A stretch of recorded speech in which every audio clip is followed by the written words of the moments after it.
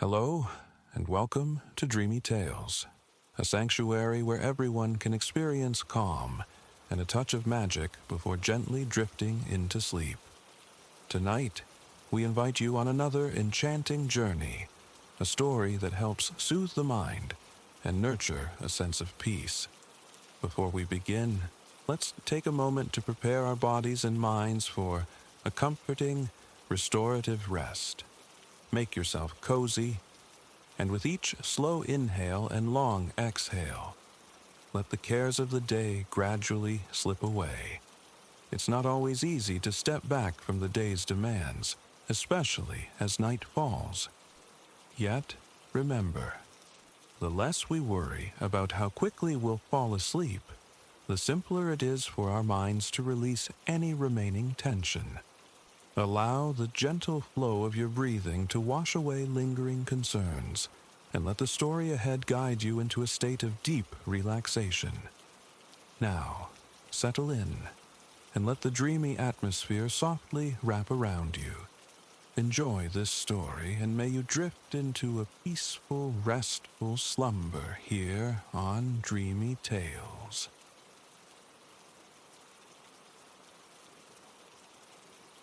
Imagine a shoreline sculpted by dreams, where sand, impossibly white and soft as talc, met an ocean of liquid turquoise.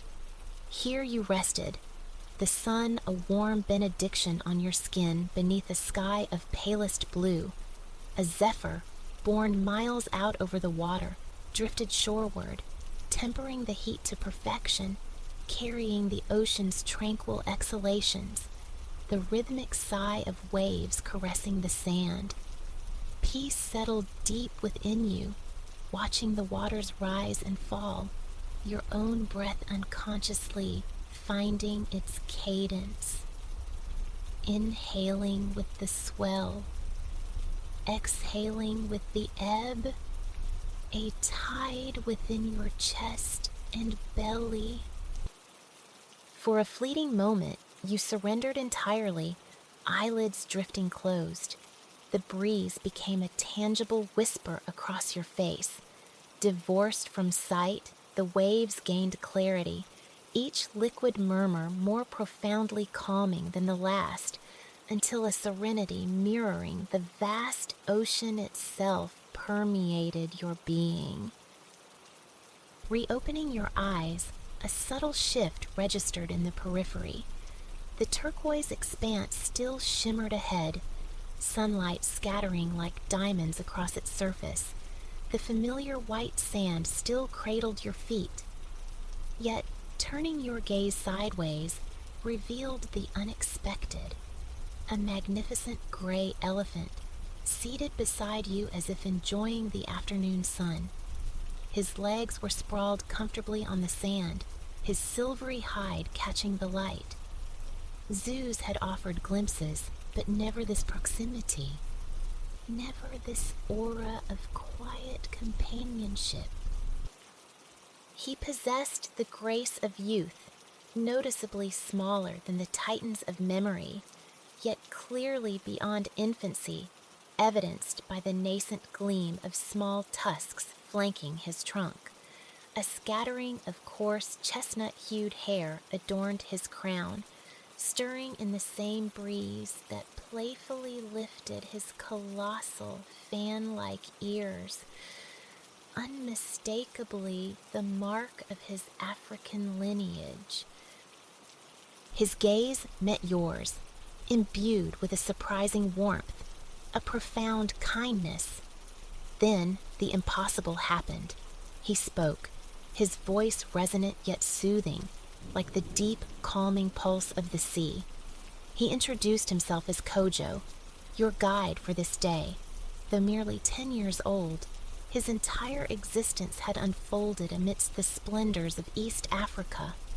With quiet dignity, he offered to share his cherished homeland, Tanzania, a land of contrasts, from Kilimanjaro's sky-piercing summit to the vibrant pulse of life in its national parks, and naturally, the exquisite beaches like this very one. The sheer wonder of conversing with this creature was intoxicating. His deep affection for his home resonated in every measured word, assuring you of his capability. When he inquired if you wished to ride upon his back, hesitation felt alien. You ascended, and there, upon the sun-drenched sand, your grand African adventure commenced. Kojo's gait was deliberate, measured, his broad back an unexpectedly comfortable perch. He ambled towards the ocean, his preferred path tracing the shallow edge of the surf, his massive feet padding softly through the translucent water. Cool splashes against his legs orchestrated a delightful liquid percussion. Elevated upon his sturdy frame, you remained perfectly dry, a passenger aboard a living raft navigating the coastline.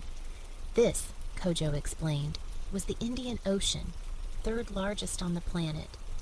From this vantage point, its immensity and beauty unfolded further. You observed the subtle chromatic shifts across its surface, the bright aquamarine of the shallows, deepening progressively into shades of rich peacock blue further out. Distant silhouettes of dhows bobbed, their wooden hulls barely cresting the waves, triangular white sails catching the breeze like resting gulls.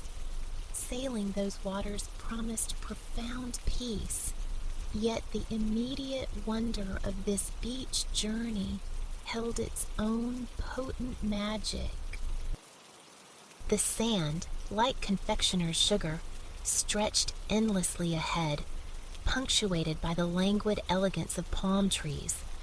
Their slender, unbranched trunks culminated in crowns of fanning green fronds. They leaned at whimsical angles, swaying gently, as if they too were basking in the sun's embrace. Nestled amongst and behind these trees, structures of varying design emerged. Charming lodges, pristine white walls gleaming, beckoned holidaymakers with sun-drenched patios and inviting loungers.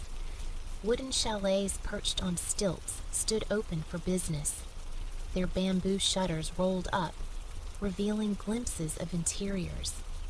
You passed miniature markets and inviting restaurants, surf shacks and snack bars.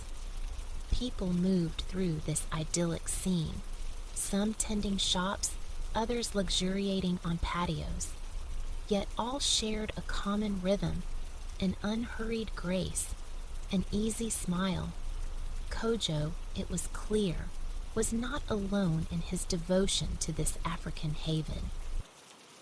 The salt-laced ocean air enveloped you, soon mingling with other, more tantalizing aromas drifting on the breeze. Kojo sensed them too, his trunk lifting, questing hungrily. The local market, he announced, their next destination. Altering course, he stepped from the shallows onto the dry, warm sand. Faintly at first, then growing clearer, came the sound of live music, the mellow strumming of guitars interwoven with soulful male voices. The melody possessed a slow, hypnotic beat, perfectly attuned to the relaxed environs. Music and the low hum of cheerful conversation swelled as the market materialized, a vibrant artery of stalls sheltered beneath a long, continuous canvas canopy. Echoing the unhurried demeanor seen earlier, the market pulsed with relaxed energy. Vendors laughed and bantered while showcasing their goods. Patrons ambled from stall to stall, their pace naturally falling into step with the music's rhythm. Some paused, scrutinizing wares, perhaps engaging in gentle negotiation, while others seemed content simply to drift, savoring snacks or sipping cool drinks. Food and beverage stalls were plentiful, but Kojo guided you with purpose towards one he seemed certain you'd appreciate. He navigated the central aisle, a gentle giant moving between opposing rows of tables. His youthful size was fortunate, you mused. A fully grown bull might struggle beneath the canvas roof. Even so, Kojo towered over the surrounding people. Miraculously, pathways cleared, collisions were avoided, his presence commanding little overt attention beyond an occasional nod or knowing wink, as if an invisible sphere of deference surrounded your passage. He halted before a table presided over by a woman whose smile radiated genuine warmth. She wore a traditional dress vibrant with dazzling yellows and blues, patterned with silhouettes of giraffes striding across a stylized landscape. Wooden bracelets clattered softly on her arm as she stirred the contents of a large, round pan sizzling with golden oil. The aroma was divine. She beamed at Kojo, greeting him like a cherished friend, patting his flank affectionately as he explained your Tanzanian exploration. Asha, you learned, was her name, and the fragrant morsels she cooked were cassava chips. Better than any potato chip, she declared them. The finest snacks in town. And because you arrived with Kojo, your portion was complimentary. Asha deftly spooned a generous serving of the crisp cassava into a paper cone, adding a swirl of your preferred sauce. You held it close, inhaling the savory steam as the chips cooled slightly. The first bite confirmed her claim, utterly delicious. They shared a kinship with potato chips, yet were lighter, possessing a satisfying chewiness, a subtle sweetness underlying their vegetal character. While you savored your treat, Kojo indulged too, selecting bananas one by one from a large bunch on the table, his trunk curling expertly to deliver them to his mouth. Contented rumbling sounds attested to his enjoyment. Soon, both the delectable cassava and the bananas vanished. You offered heartfelt thanks to Asha, who invited you back any time before continuing your market stroll. Variety was the market's hallmark. No two stalls offered precisely the same inventory. It was a treasure trove spanning food and furniture, intricate jewelry and practical hats. You could acquire enormous, brightly patterned cushions, or perhaps a life-sized wooden zebra, carved and painted with astonishing realism. Canvas sacks overflowed with beans for scooping. Vibrant oil paintings captured the local light. One stall, in particular, displayed towering stacks of fabric, a kaleidoscope for aspiring seamstresses. Every hue imaginable was present, including the vivid yellow and blue giraffe print adorning Asha, perhaps sourced right here for her expertly crafted dress. Kojo paused again, this time beside a drink stall where a chalkboard advertised freshly squeezed sugarcane juice. The proprietor, much like Asha, greeted Kojo with evident delight, ruffling the bristly hair on his head before extending a warm welcome to you. Jabari was his name. Learning you were Kojo's guest exploring his country, he insisted on providing a complimentary drink. He selected a thick stalk of raw golden sugarcane, somewhat resembling bamboo but larger, more robust. Placing it between two rotating metal rollers, he turned a hand crank. The cane fed through, emerging flattened on the other side, while its sweet, syrupy essence dripped down a metal slide. This liquid gold was then filtered through a sieve and combined with fresh ginger and lime juice. Jabari grinned, stirring in crushed ice. confidently proclaiming it the best drink available, he secured a lid, inserted a straw, and presented it to you. The cup felt cool against your palm, the liquid within a luminous lime gold. The drink itself was pure refreshment, tangy, zesty, and wonderfully sweet, a direct distillation of the raw cane's heart. Kojo apparently shared your appreciation, though his preference lay with the fibrous cane itself. Jabari offered him a basket filled with the pressed golden stalks, adding a few uncrushed pieces for good measure. Kojo methodically curled his trunk around each piece, conveying it to his mouth to chew with quiet contentment. Conveniently, the juice stall stood adjacent to the source of the enchanting music. A local band was now playing, allowing you to sip your exquisite drink while soaking in the sounds.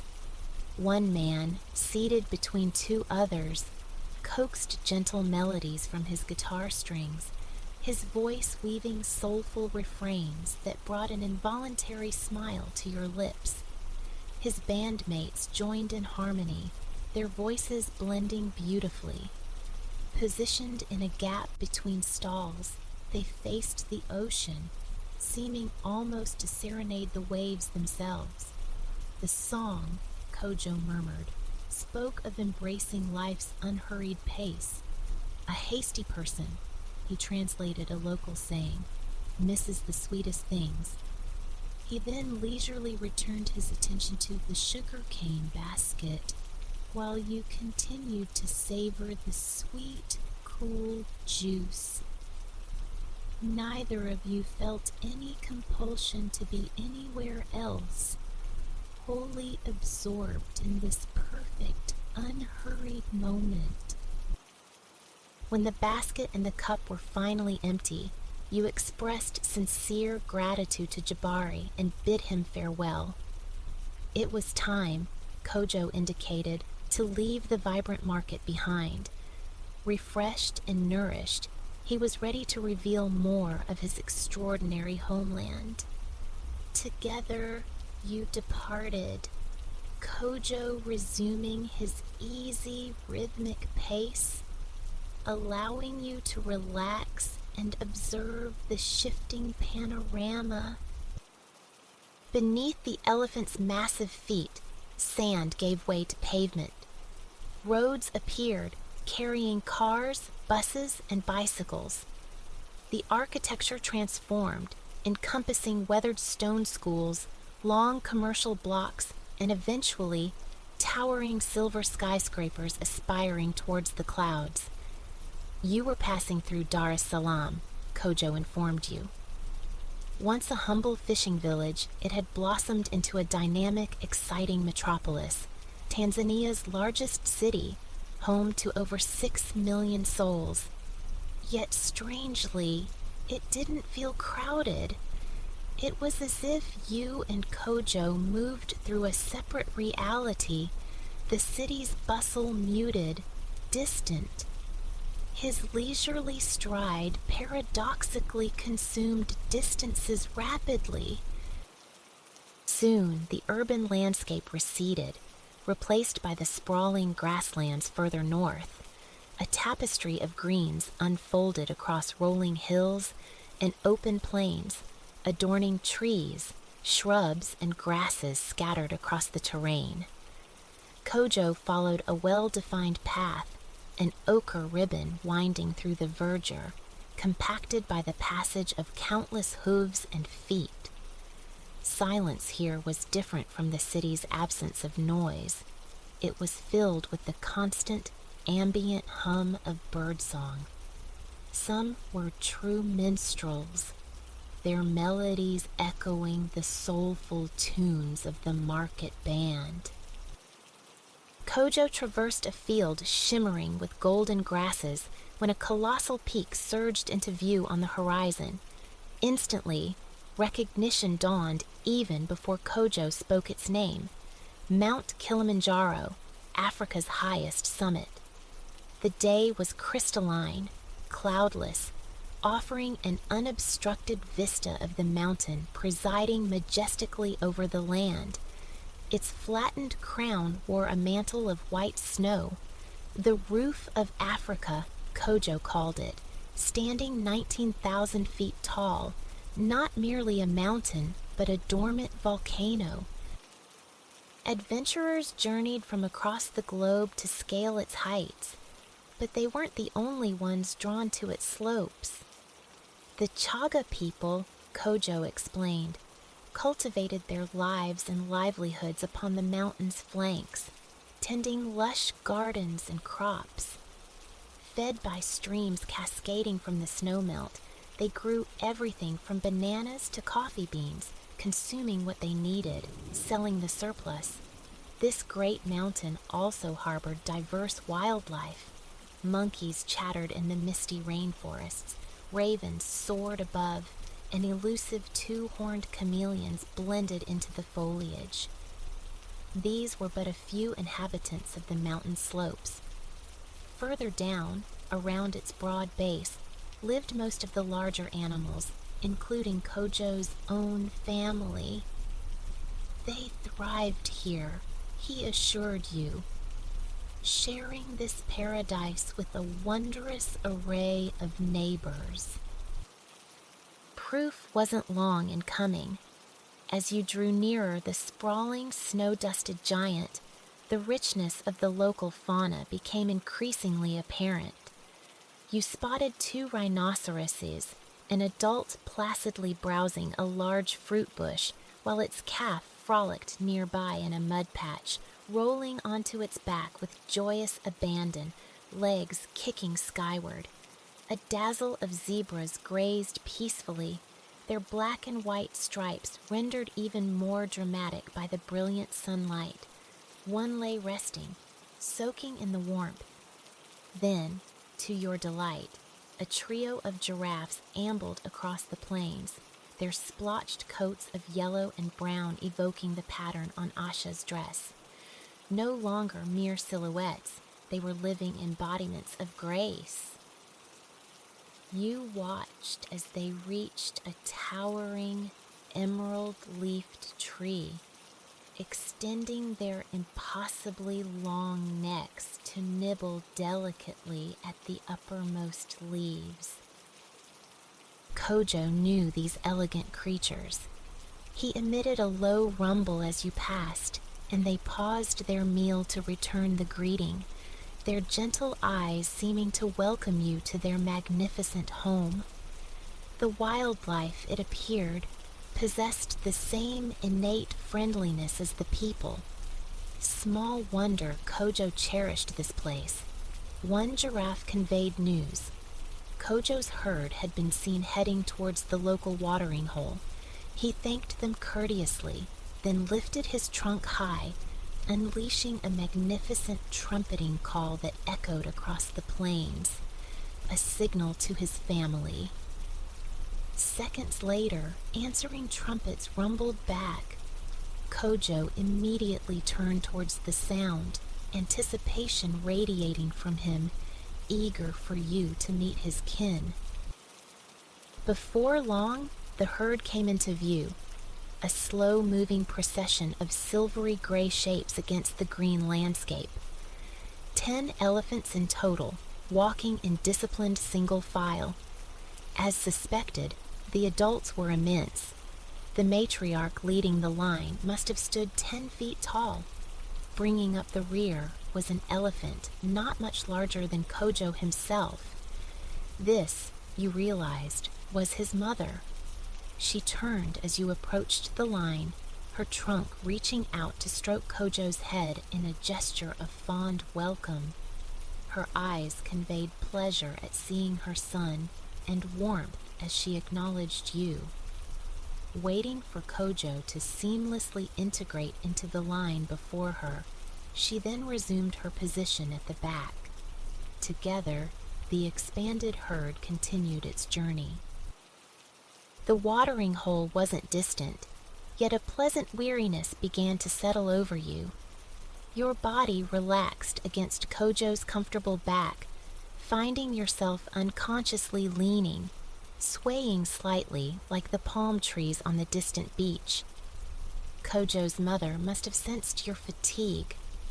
Gently, you felt the reassuring pressure of her trunk against your back, a living buttress offering subtle support, preventing a potential tumble.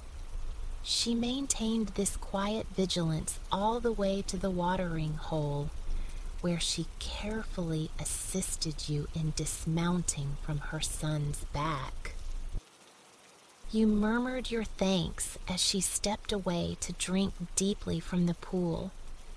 Turning to Kojo, you expressed the profound joy of the day, praising his exceptional guidance and unparalleled friendliness. He responded with an affectionate rub of his trunk against your hair, assuring you of your welcome any time.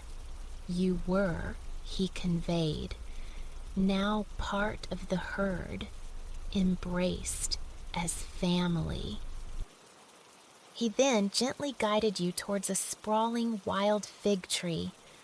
Settling into its cool shade, you leaned against the sturdy trunk, watching the elephants congregate around the vast, shimmering puddle.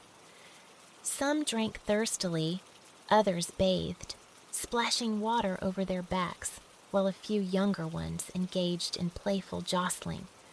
One simply waded contentedly through the shallows, sending concentric ripples across the pool's surface. Closing your eyes, you inhaled deeply the scents of damp earth, crushed grass, and the unique musk of elephant, aromas now strangely comforting.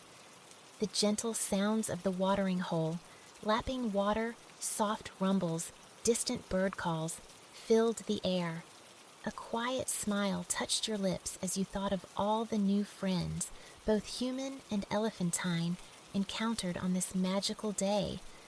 Almost imperceptibly, consciousness began to drift, lulled by the tranquil scene. Your Tanzanian adventure was concluding as it had begun, enveloped by the soothing cadence of water in a land of breathtaking beauty. An immaculacy of sunlight bathes the day. Above, the sky stretches, a cerulean expanse utterly devoid of cloud, its profound blue perfectly echoed by the ocean slumbering beneath. This water seems to possess its own liquid luminescence, scattering diamond-bright sparks where the sun strikes. For this fleeting moment, the sea's surface holds an almost impossible stillness. The wind has hushed its voice, allowing the waves only the gentlest procession towards the pale sands. Their arrival is a soft sigh, a steady, tranquil cadence washing quietly ashore, retreating with a delicate shh, an incoming breath, an outgoing sigh. The tide weaves a hypnotic rhythm. Initially, the resonance feels constant. Wave arrives, wave departs, mirroring the one before. But then, a momentary quickening of the breeze lends the air a different temper. The waves respond, swelling slightly, their voices gaining a subtle volume. Though the rhythm persists, attentive ears discern shifts, minute variations within the pattern. The ocean, after all, is not solitary.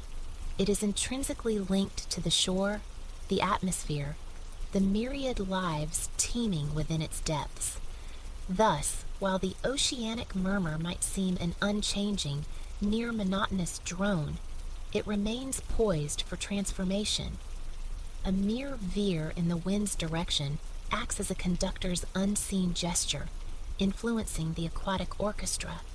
The waves surge, roughening their song, before subsiding once more into quietude. And then the sound alters yet again, in nuances, in arcane modulations perceptible only to the denizens of this realm. High against the blue, Kalin the gull inscribes slow circles upon the air. This bird is intimately acquainted with the ocean's moods, its sonic tapestry. His keen gaze sweeps the water, assessing the swell, awaiting the precise instant to fold his wings and dive for sustenance. When the surface lies placid and a fish glimmers near the threshold between air and water, Kalin will commit to the plunge. Gulls possess vision of extraordinary acuity, capable of resolving details from 2 miles distant. For Kalin, suspended high above calm waters on such a pellucid day, spotting prey should prove effortless. He seeks a offering for his newly hatched young, nestled high on a nearby cliff face, under the watchful eye of Lyra, his mate. She is more than the mother of his brood. She is his companion for life. For gulls number among these rare creatures forging enduring pair bonds. Kalin hopes for fish, silvery and swift, or perhaps the stubborn bounty of clams or mussels. These demand greater ingenuity, encased in their stony fortresses, but he has mastered the art. Seizing a shell, he ascends, releasing it from a calculated height onto the unforgiving rocks below until it yields its succulent prize. Such morsels, he knows, justify the exertion. Kalin drifts further along the coastline, his focus unwavering on the shifting blues and greens below. Then a flicker catches his eye, movement and color just beneath the aqueous veil. He recognizes the pale, quicksilver flashes and emits a sharp, exultant ululation. Directly below, an immense congregation of fish pulses through the water, a silver torrent promising abundance not merely for his own family, but for the entire colony. Moments later, summoned by his piercing cries, fellow gulls converge, their own expressive calls joining his, filling the air with a chorus of echoing squawks. On clear, tranquil days like this, their clamor travels far, a coastal broadcast heard for miles. Though famed for their boisterous nature, gulls do not vocalize without purpose. They are intelligent, deeply social beings, employing a complex lexicon of calls and postures to converse within the colony. This dialogue commences even before hatching, a faint peeping from within the egg, soliciting parental attention and sustenance. The parent gulls respond with gentle mewling sounds, a form of avian nurture talk. Courtship calls possess a similar softness, contrasting sharply with the loud, trumpeting declarations reserved for wooing rivals or defending territory.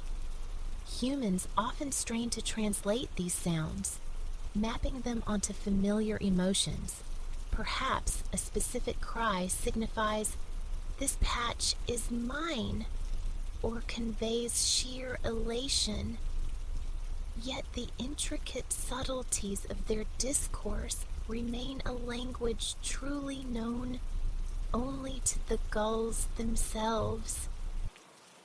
This assembled flock now alternates between bursts of excited chattering and long, drawn-out, plaintive notes. Soon, others will arrive to partake in the unexpected feast, but for now, the prerogative belongs to the spotter. Kalin identified the shoal. His is the first claim. He waits, patient, until the fish are sharply defined beneath the waves, then commences his arrowing descent. Down, down, down, he plummets towards the surface. Gulls breach the water, yes, but their immersion is fleeting, just long enough to snatch their quarry before bursting back into the boundless air. This swift predation is fortunate for the fish navigating deeper currents. Down here, a profound peace reigns. The inhabitants move with languid grace, some seeming barely to stir, allowing the gentle oceanic sway to rock them in an unhurried ballet. Venturing further from the shore into the sun-dappled shallows, the majestic architecture of the coral reef materializes. Sunlight filters through the water, casting rippling, luminous patterns across the intricate structures. Tiny, iridescent gobies flit like living jewels in and out of the vast, golden-hued edifice. Larger fish, adorned in brilliant colors, drift past with serene deliberation, their movements akin to slow motion. The reef dwellers wear all the colors of the rainbow, from fiery orange to electric cyan. As they navigate the coral pathways, some move in utter silence, while others emit the faintest hushed sounds. Certain fish release bubbles that ascend with soft popping sighs.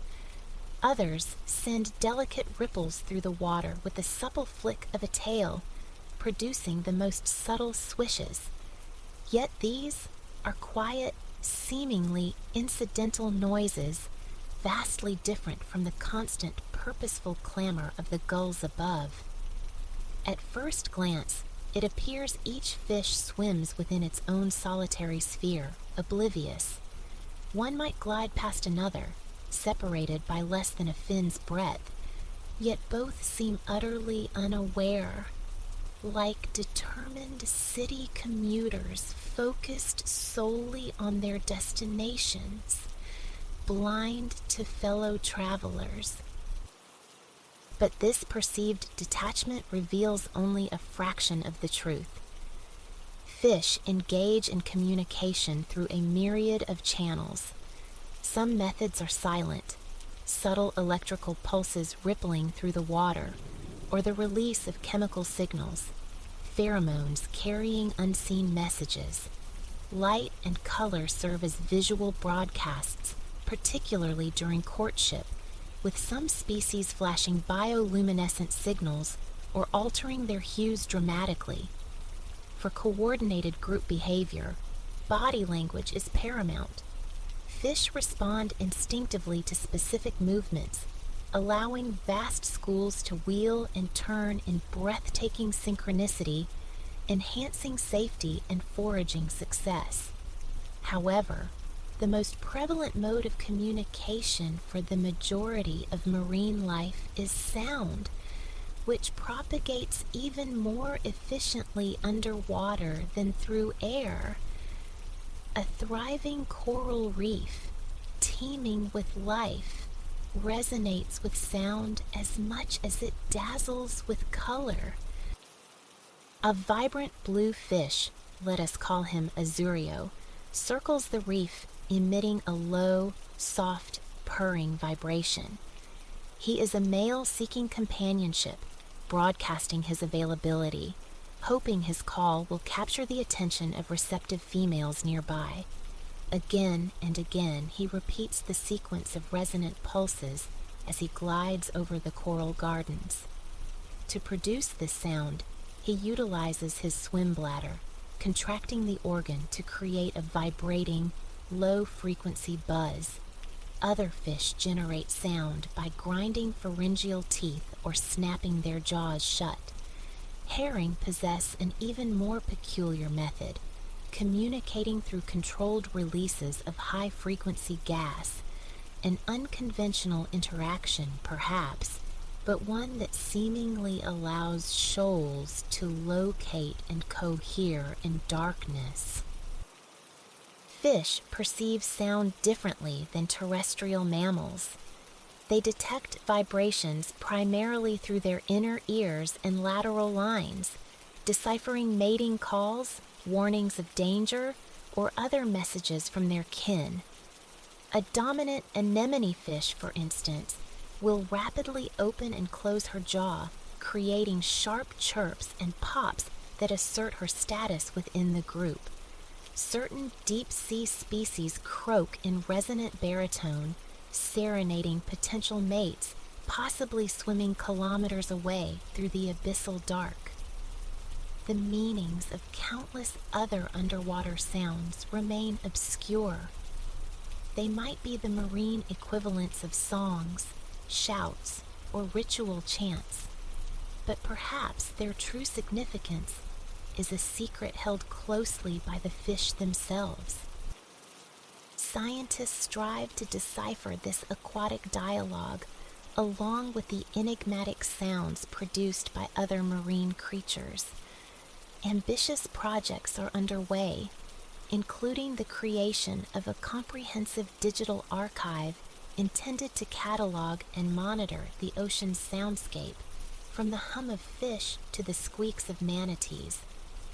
This auditory collection bears the name Global Library of Underwater Biological Sounds, conveniently shortened to GLUBS, an acronym that itself sounds amusingly like a noise a cartoon fish might make. Perhaps, alongside purrs and croaks, some fish truly do communicate with globs and glubs. The ocean depths undoubtedly hold countless more intriguing sounds yet to be discovered and understood. Beyond the reef, further from the coast, another lively exchange unfolds. Two bottlenose dolphins, Coralia and her daughter Marina, slice through the luminous water, their passage marked by exuberant clicks and whistles. This mother-daughter pair explores their world together, perpetually alert for the flash of prey. Like the fish they hunt, dolphins communicate through diverse means. A sharp slap of the tail on the water or a forceful exhalation through the blowhole often serves as a warning. Synchronized swimming expresses solidarity and strengthens bonds. They can also convey messages through strategically released clouds of bubbles or breathtaking aerial leaps. And then, of course, there are the sounds. Coralia and Marina maintain a near-constant, high-frequency dialogue, expressing themselves through intricate whistles. They can identify each other from afar by sound alone, for each bottlenose dolphin possesses a unique signature whistle. A mother dolphin vocalizes her whistle repeatedly during pregnancy, effectively teaching the melody to her unborn calf. The young dolphin then spends its first year refining its own distinct call, influenced by the whistles of the adults in its pod. Once perfected, this unique sonic signature serves the dolphin throughout its life. A personal theme song used to share information, maintain contact, and navigate social interactions within the pod. As the pair spirals downwards in a fluid dance, Coralia emits her signature whistle, a long, vibrating squeak that resonates through the water. Marina responds instantly, not with her own developing whistle, but with a perfect imitation of her mother's call. This affectionate mimicry is a rare phenomenon in the natural world, hinting at the uniquely profound bonds within dolphin families. The connection between mother and calf is particularly intense and enduring. Marina will remain close by Coralia's side for several more years, learning the essential skills of hunting and survival. Even after achieving independence, she will likely remain within the pod, periodically rejoining her mother for shared swims. For the present, however, the two are inseparable. They venture deeper into the blue expanse, whistling tenderly to one another, their movements a graceful, intertwined ballet. Then, Having reached their desired depth, they turn upwards, seeking the company of their pod nearer the surface. As Coralia and Marina ascend, their joyful clicks and whistles gradually diminish, fading into the immense quiet of the deeper ocean, becoming imperceptible to the creatures dwelling far below. It is quiet here in the depths, yet not entirely silent.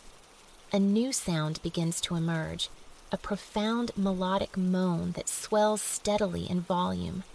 This is the song of Boreas, the humpback whale. The colossal adult male swims in deliberate, peaceful solitude.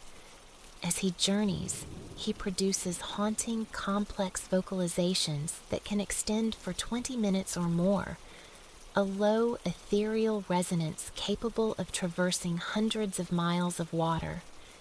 The sound possesses an intrinsic beauty, rendered all the more captivating by the enigmatic nature of its purpose. Scientists remain uncertain exactly why humpback whales sing, or why they construct such lengthy, intricate sonic architectures. The songs often comprise multiple distinct sections, or phrases, featuring variations in frequency and amplitude. These elaborate patterns are repeated cyclically, sometimes continuing for days on end. In essence, humpback whales perform intricate, self-composed melodies on loop for reasons that remain elusive. Perhaps they are elaborate mating calls, declarations of territory, or expressions of something akin to aesthetic pleasure, much like human music making. Whatever the motivation, the whales sing, their voices a constant presence throughout their lives. These extraordinary compositions are not static. They change and evolve over time. Intriguingly, a whale might even share elements of its song with another unrelated individual who can then learn and incorporate parts of the melody. This phenomenon represents a form of cultural transmission, a marine equivalent of linguistic exchange, as one whale adopts phrases from another's repertoire. Boreas continues his slow, plaintive song as he angles upwards towards the distant surface. Even as he ascends, the water surrounding him remains deeply shadowed. Night has fallen, and only the faintest silvery touch of moonlight penetrates the ocean's skin. The sea is tranquil now, the whale's song the only distinct sound disturbing the peace. His resonant harmonies build, reaching a final crescendo, and then, at last, he falls silent. His powerful vocal apparatus requires periodic rest. It is time for repose, for a draft of cool air. The great whale breaches the surface gently, his massive head emerging above the calm night waves. He draws a deep, deliberate breath through his blowhole. Unlike humans with their autonomic breathing, whales are conscious breathers. Each inhalation is an intentional act. Consequently, instead of sleeping in the profound depths, Boreas naps near the interface of water and air, where breathing is readily accessible. Sleeping postures vary among cetaceans. Sperm whales, for instance, often sleep collectively in pods, suspended vertically beneath the surface, appearing strangely as if slumbering upright. Boreas, weary from his extensive travels and equally lengthy vocal performance, begins to feel the pull of sleep. Floating easily at the surface, he closes one immense eye, finally surrendering to rest. Tonight, a profound quiet settles over the ocean. Boreas has concluded his song. The dolphin pod rests in the moonlit shallows. The fish repose amidst the coral gardens, bathed in lunar light. High on the cliff overlooking the coast, Kaylin, Lyra, and their chicks huddle together in their nest, lost in sleep. The sole remaining sound is the ocean's own timeless, soothing rhythm. The tide creeps slowly inward, washing over the shore. Water flows across the sand, then recedes. It comes in and then goes out, as though the sea itself is drawing deep, slow breaths. With each incoming wave, this liquid lullaby coaxes its marvelous creatures deeper into slumber.